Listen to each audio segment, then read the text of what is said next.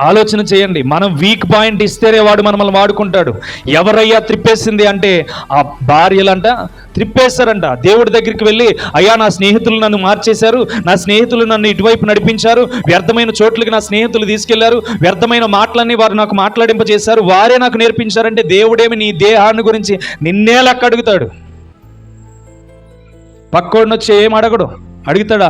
అడగడు. ఎవరిని అడుగుతాడు? నీ దేహము ఏమేమి క్రియలు చేసిందో దాన్ని నాకు చెప్పు అంటాడు. అంతే. వాడు ఎలా చేశాడు, వీడు ఎలా చేశాడు, నువ్వేం చేసే ముందు అది నాకు కావాలి. వాళ్ళు అలా చేసినప్పుడు ఆ దారి నుంచి నువ్వు తప్పుకోవాలి కదా. వాళ్ళు అలా నడిపించినప్పుడు నువ్వు దాని నుంచి పక్కకి రావాలి కదా.